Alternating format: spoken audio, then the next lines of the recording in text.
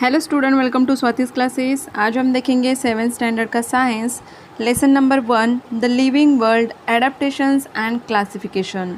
तो इस लेसन में हम देखेंगे living world means living world में कौन आएगा, फिर एनिमल्स एंड प्लांट्स, फिर उनमें होने वाला एडाप्टेशन क्या होता है एंड क्लासिफिकेशन किस तरीके से किया जाता है, ये सारी चीज़ें हम डिस्कस करेंगे इस लेसन में। तो देखिए स्टार्टिंग में ही आपको क्वेश्चन दिया है, in what different ways is the diversity in living things scene. तो लिविंग थिंग्स में आपको कौन से डिफरेंट वेज में डाइवर्सिटी दिखती है।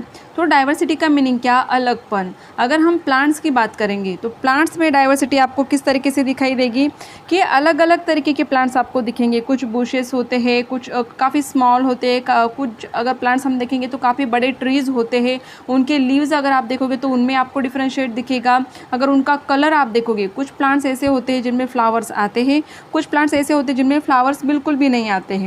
और कुछ प्लांट्स जो है डेजर्ट में अगर आप जाओगे तो वहाँ के प्लांट्स अलग आपको दिखेंगे। स्नोवी रीजन में जाते हो तो वहाँ पे अलग प्लांट्स हैं। जहाँ पे पानी की काफ़ी अच्छी वहाँ पे लेवल होता है या फिर क्वांटिटी होती है, वहाँ पे आपको पानी में भी आप देखोगे। जैसे कि लोटस है तो लोटस कहाँ पे आता है, तो पानी में आता है। मीन्स प्लांट्स में भी आपको क्या दिखेगा, यहाँ पे डाइवर्सिटी दिखेगा। उसी तरीके से अगर हम देखेंगे लिविंग वर्ल्ड में तो दूसरा आएगा एनिमल्स। तो एनिमल्स में आपको डिफरेंशिएट किस तरीके से दिखेगा। कुछ एनिमल्स होते हैं जो कि यूनिसेल्युलर होते हैं, जिन्हें हम माइक्रो ऑर्गेनिजम्स कहते हैं। यूनिसेल्युलर का मीनिंग होता है सिंगल सेल वाले या फिर काफ़ी छोटे टाइनी ऐसे जो एनिमल होते हैं या फिर ऑर्गेनिजम्स जो होते हैं वो हमें दिखाई देते हैं। अगर दूसरी तरफ हम देखेंगे तो मल्टी सेलुलर एनिमल्स भी हमें दिखाई देते हैं। मल्टी सेलुलर मीन्स फिर ह्यूमन बींग्स आएंगे या फिर अदर जो एनिमल्स होते हैं। कुछ जो है जैसे कि बर्ड्स है, भी बर्ड्स कहाँ पे होते हैं तो एयर में उड़ते हैं, तो उनका अलग ही एक स्ट्रक्चर होता है।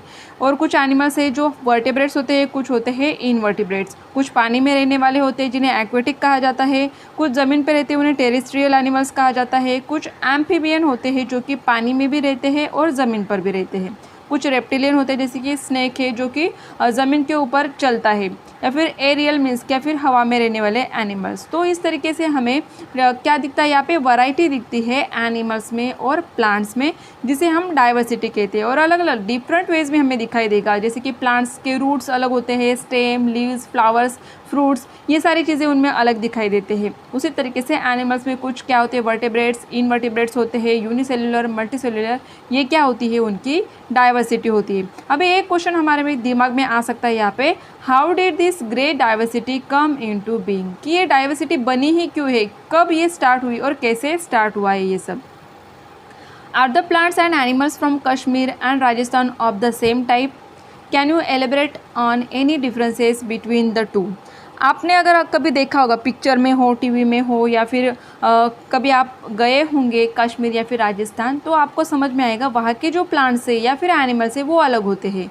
अगर हम प्लांट्स की बात करेंगे तो कश्मीर में आपको काफ़ी बड़े बड़े ट्रीज़ दिखाई देते हैं जो कि कोनिकल शेप में होते हैं। और अगर आप डेजर्ट में राजस्थान में देखोगे तो वहाँ पे मोस्टली कैक्टस के जैसे छोटे छोटे क्या होते हैं, प्लांट्स होते हैं, जिनके ऊपर आपको कांटे नज़र आएंगे। तो प्लांट्स यहाँ पे डिफरेंस होंगे। उसके बाद अगर एनिमल्स आप देखोगे तो कश्मीर में जहाँ पे बर्फ़ गिरती है वहाँ के जो एनिमल्स होते हैं उनके बॉडी के ऊपर क्या होते हैं, ज़्यादा हेयर होते हैं ठंडे से बचने के लिए।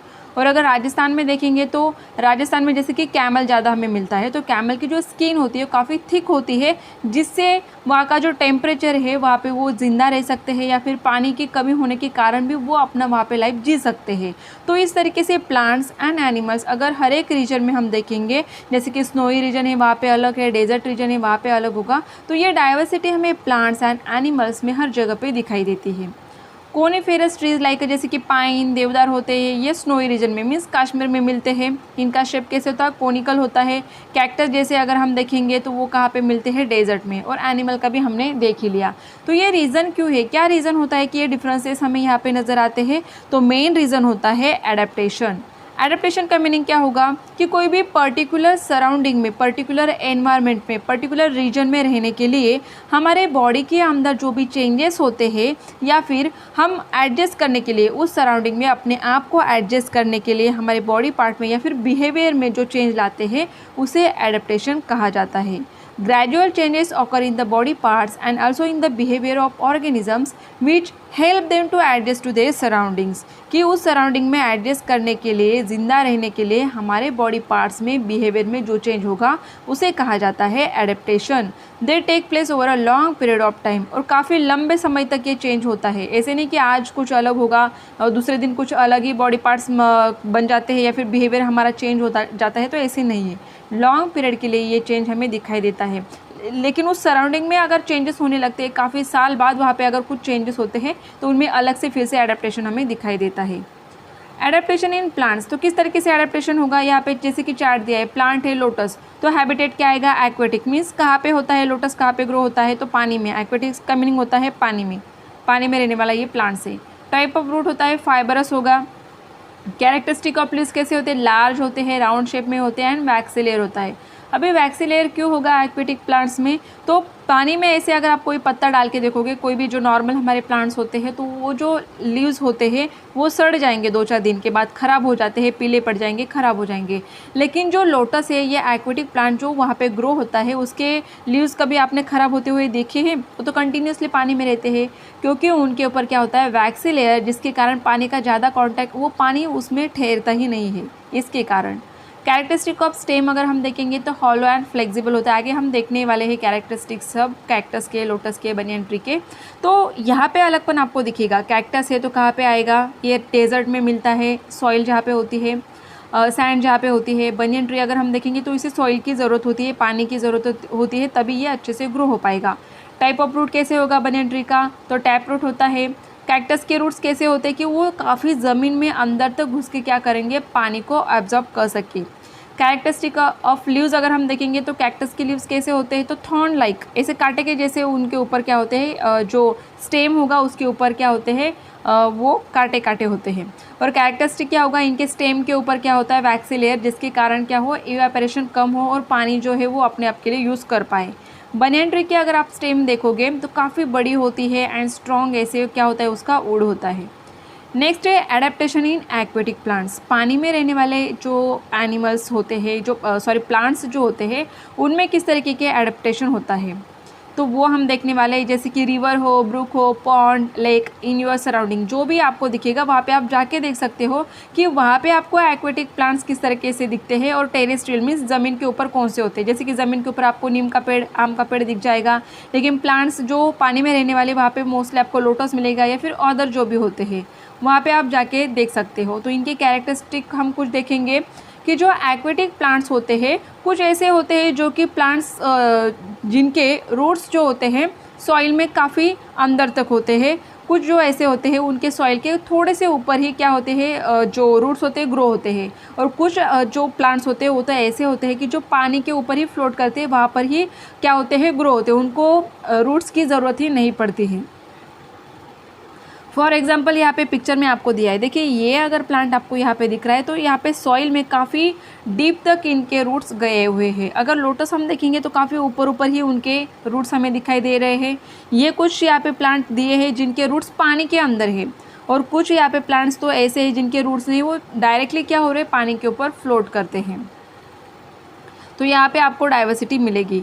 तो कुछ जो ऐसे होते हैं जिनके सबमर्ज है, while leaves and flowers float on the surface, कि उनके जो फ्लावर्स होते हैं, लीव्स होते हैं, फ्लोट करते हैं पानी के ऊपर, और उनके जो स्टेम होती है वो होती है पानी के अंदर. Their roots are not anchored in the soil. कुछ ऐसे हैं जिनके एंकर्ड मीन्स पकड़ के नहीं रखते हैं सॉइल को, पानी के ऊपर ही, पानी के अंदर ही क्या होते हैं उनके रूट्स ऊपर ही रहते हैं, उसी तरीके से ग्रो होते हैं. The surfaces of leaves and stems of many aquatic plants are cover with a waxy layer. जैसे कि लोटस का एग्जांपल देखा कि मोस्टली जो एक्वेटिक प्लांट्स होते हैं उनके स्टेम के ऊपर, लीव्स के ऊपर आपको एक लेयर मिलेगा वैक्सी लेयर, जिनके कारण वो पानी में ख़राब ना हो. दूसरी बात होती है कि इनकी जो स्टेम होती है वो किस तरीके से होती है, उनका शेप काफ़ी क्या होता है कि फास्ट अगर पानी आता है, फ्लो आता है तो वो टूटे ना, फ्लेक्सिबल ऐसी क्या होती है उनकी स्टेम होती है. Some aquatic plants are thin and slender like a ribbon. Ribbon के जैसे क्या होते हैं, स्लेंडर शेप में होते हैं, रिबन के जैसे होते हैं कि पानी का बहाव अगर तेज़ भी हो, फ्लो तेज़ भी हो, तो वो वहाँ पे ख़राब ना हो सके या फिर टूटे ना, वो उसी तरीके से वहाँ पे ग्रो हो. Air spaces in stem and petioles of aquatic plants are useful for floating in water. Petioles हो या फिर जो स्टेम होते हैं उनमें क्या होते हैं, एयर हम कह सकते हैं, जैसे कि वैक्यूम वगैरह होता है तो उसी तरीके से उनमें क्या होती है, एयर गैप हम कह सकते हैं, स्पेस होता है जिनमें एयर होती है जिसके कारण वो इजीली फ्लोट कर पाते हैं पानी के ऊपर। फॉर एग्जांपल अगेन लोटस आएगा, लोटस स्टाक जो आपको यहाँ पे दिया है, देखिए इस तरीके से अगर ये इसका स्टेम है तो स्टेम के अंदर आपको ये गैप दिख रहा है, यहाँ पे होगी एयर जिसके कारण क्या होगा, ये फ्लेक्सिबल होगा पानी में। यूज़ योर ब्रेन पावर में देखेंगे why does water tackle of lotus leaves. तो लोटस लीव्स क्या होते हैं, इनके स्टेम काफ़ी फ्लेक्सिबल होते हैं तो ईजिली मूव होते हैं। और दूसरा होता है कि इनके ऊपर वैक्सी लेयर होता है जिनके कारण पानी के ड्रॉप्स भी इनके ऊपर नहीं बचते हैं या फिर नहीं रहते हैं और जिसके कारण ये रॉट मीन्स क्या नहीं सड़ते हैं। सेकंड क्वेश्चन जो दिया है कि क्यों लीव्स इनके रॉट मीन्स सड़ते नहीं है, तो इनके ऊपर वैक्सी लेयर होता है, उसके कारण जो है पानी वहाँ पे नहीं रह पाता है किसके ऊपर, लीव्स के ऊपर, और वो ख़राब नहीं होते हैं। Why are their roots short and fibrous. Short and fibrous क्यों होते हैं, क्योंकि उन्हें इतनी ज़रूरत नहीं होती है सॉइल की कि वो रूट्स काफ़ी डीप तक जाए या फिर पानी फिर एब्जॉर्ब करे फिर ग्रो हो, तो वो शॉर्ट एंड क्या होते हैं, उनके रूट्स फाइबरस टाइप के होते हैं। जैसे कि हर एक प्लांट में हमें रूट्स क्या होते हैं, अलग अलग दिखाई देते हैं। अभी हम देखेंगे एडेप्टेशन इन डेजर्ट प्लांट कि डेजर्ट प्लांट में किस तरीके से एडेप्टेशन होता है। तो यहाँ पे मोस्टली पाया जाता है टू टाइप्स के जो प्लांट्स होते हैं, पॉटेड प्लांट्स, कैक्टस होता है, अनदर होता है लीफी प्लांट। तो मोस्टली कैक्टस जो है वो वहाँ पे ग्रो हो पाते हैं।